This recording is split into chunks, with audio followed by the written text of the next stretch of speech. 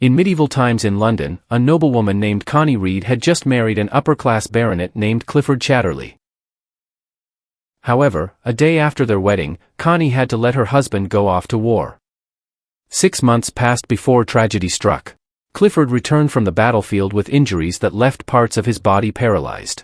They then moved to a mansion owned by the Chatterley family and became landlords in an area called Ragby. Connie, who had longed for her husband, tried to get Clifford's attention. Unfortunately, Clifford's paralysis also affected his physical abilities. Despite her disappointment, Connie tried to comfort her husband, who felt guilty about his condition. The next day, the Chatterley family hired a new worker for their house. Clifford was puzzled by the resume of an applicant named Oliver Mellors, a former army lieutenant who applied to be a livestock keeper. Oliver explained that the psychological effects of post-war made him want to work in a quiet place. Understanding the trauma, Clifford accepted Oliver to work in their house. The days spent by Connie felt very dull. Clifford, now transitioning to a writing profession, made the atmosphere even more frustrating for Connie. Connie then asked her husband for permission to go to London to visit her sibling. However, Clifford refused and suggested that Connie's sibling visit them instead. Feeling annoyed, Connie strolled around the area. As a landlord's wife, Connie was warmly welcomed by the surrounding residents. Suddenly, Connie was bumped into by demonstrators working in the mines. A resident named Mrs. Flint advised her to ignore them as it was a common occurrence in the village. The next morning, Clifford took his wife somewhere.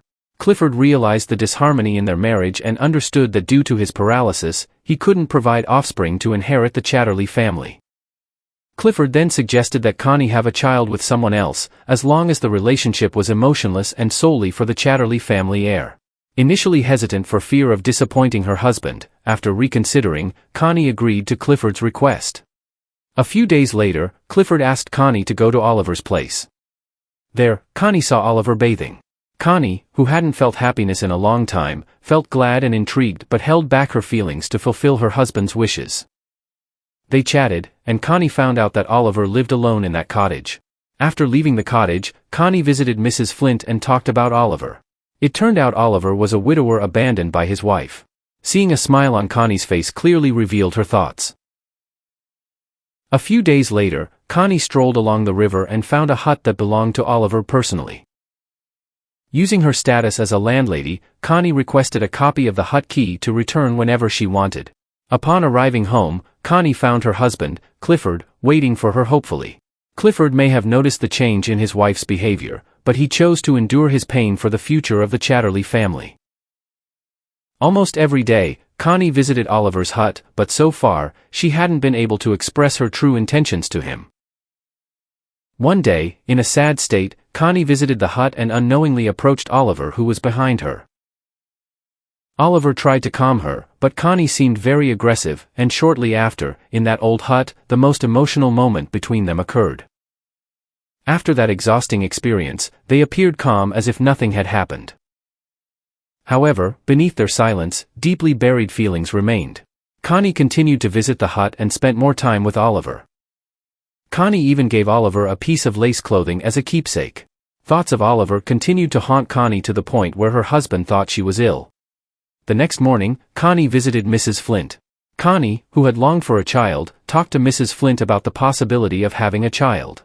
Connie tried to steer the opinion that if she were to become pregnant, it would be Clifford's child, even though her husband was paralyzed. Shortly after, Oliver came to fetch milk and invited Connie to their usual ritual in the hut. However, their moment was interrupted by Mrs. Flint's arrival. After bidding farewell from that place, they chose different paths. However, like two naughty kids, they met in a forest to camp outdoors. After that moment, their relationship grew more intense, resembling true lovers rather than just fulfilling their needs. One night, Connie talked with the head servant and shared about her late husband who died in the mine, and her decision not to remarry even though 25 years had passed. Connie also spoke about her husband's quick recovery and the likelihood of them having a child. Oliver increasingly showed his feelings to Connie. Early in the morning, Oliver was seen walking around Connie's mansion, and the head servant observed from a distance. After Clifford woke up and had breakfast, the head servant was puzzled as Connie didn't have breakfast with them. Clifford informed that his wife had already eaten and was out for a walk. Feeling uneasy, the head servant wanted to inform Clifford about Oliver, but Clifford cut him off as if he already knew what the head servant was going to say. Elsewhere, the mothers were gossiping about the mining issue which had become more prominent since Clifford became the landlord. However, the gossip was interrupted by rumors that Clifford and his wife might soon have offspring. The rumor reached Clifford himself. Clifford then asked Connie if she had been interacting with someone else. However, Connie still didn't confess and stated that within the next 2 months, she would go abroad with her father and requested permission from her husband to leave for just 3 weeks. Clifford might have thought his wife planned to conceive during that trip. The news of Connie's departure also reached Oliver. The conversation became tense when Connie revealed signs of pregnancy. Oliver asked if her husband was aware of the situation. Connie explained that her husband was pleased as long as the child was considered Clifford's. Feeling uneasy about the situation, Oliver urged Connie to explain her true intentions. Connie explained that her husband wanted her to get pregnant to have offspring for their family. Her trip to Venice was to pretend that Connie was impregnated by a man from Venice, not Oliver. This explanation angered Oliver because he felt Connie was using him for that purpose and didn't truly love him. Connie began to feel uncomfortable with her husband's behavior, who now often dictated and treated people arbitrarily. Connie went to see Oliver again to explain her true feelings. There, Connie explained that initially she followed her husband's plan to get pregnant, even with anyone. However, over time, Connie started falling in love with Oliver and genuinely loved him. Upon hearing that, Oliver melted, and they reconciled. Elsewhere, post-war trauma caused Clifford to suffer from fear of abandonment, making him anxious if Connie was away for too long. Clifford asked his head servant to find Connie. On the way to the hut, the head servant saw his master's wife with Oliver. Despite feeling suspicious, the head servant chose to hold back. Upon arriving home, Clifford was furious, but Connie started to see her husband as a joke because Connie was truly head over heels in love with Oliver. The next day, Hilda, Connie's sister, came to pick her up. While packing her things, Connie shared about Oliver. Hilda, knowing that her sister's marriage was falling apart, felt happy as long as her sister was happy. However, when Hilda found out that Oliver was just a cowherd at the house, Hilda felt upset because it was inappropriate. In the old days, nobles falling in love with commoners was taboo and highly unlikely. If it happened, there would always be a lot of drama like this. Connie ended up getting mad at her sister because she thought her sister could understand her. Hilda tried to understand and encouraged Connie to meet Oliver. Upon arriving at Oliver's hut, Hilda immediately questioned what Oliver would do to make Connie happy if Oliver no longer worked at Clifford's house. Hilda asked Oliver to consider Connie's happiness, not just the physical relationship. Oliver remained silent, and Hilda left the place. Connie tried to apologize for her sister's behavior earlier. However, Hilda's words made sense to Oliver because Oliver knew that Clifford would not divorce Connie and would fight for Connie's pregnancy as his own child. That night, they spent time together, as the next day, Connie had to go to Venice with her sister. The next morning, they arrived at Connie's residence. Connie told her father that she had fallen in love with another man and had been cheating on Clifford. Her father was pleased to hear that, but he advised Connie not to divorce. He believed that if Connie divorced, she would only get a small share of his wealth. Her father suggested that Connie stay with Clifford until the child she was carrying got the inheritance rights. Her father also supported Connie to continue the affair for her happiness. Elsewhere, Ned, Oliver's wife's ex-boyfriend, secretly came to the hut and searched for something. There, Ned found women's underwear and a book with the name Connie Reed written on it. Ned, who enjoyed gossip, spread what he found in Oliver's hut to all his friends, until the rumor reached Clifford's residence. Clifford then asked Oliver to come to his room.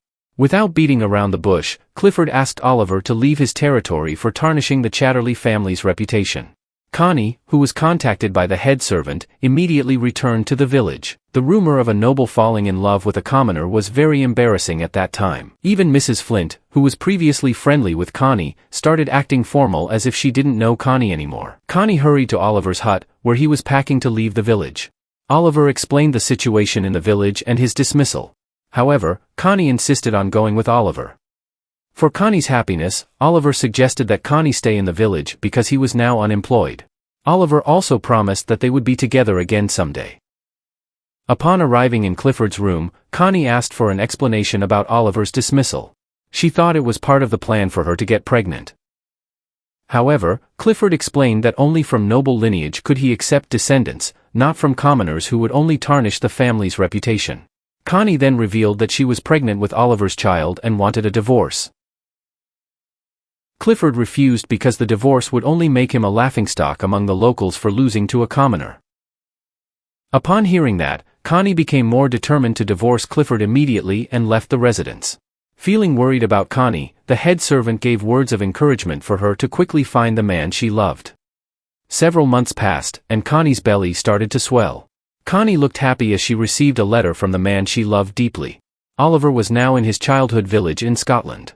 Finally, the feelings that had been building up for months would soon be poured out to the one Connie truly loved. Connie immediately went to meet her beloved, and they lived happily ever after. That's how the story of a nobleman who sacrificed his status and dignity for love with a commoner ends. Thank you for watching. Don't forget to download the best movie streaming app NK21 on Android. The download link is provided in the comment section.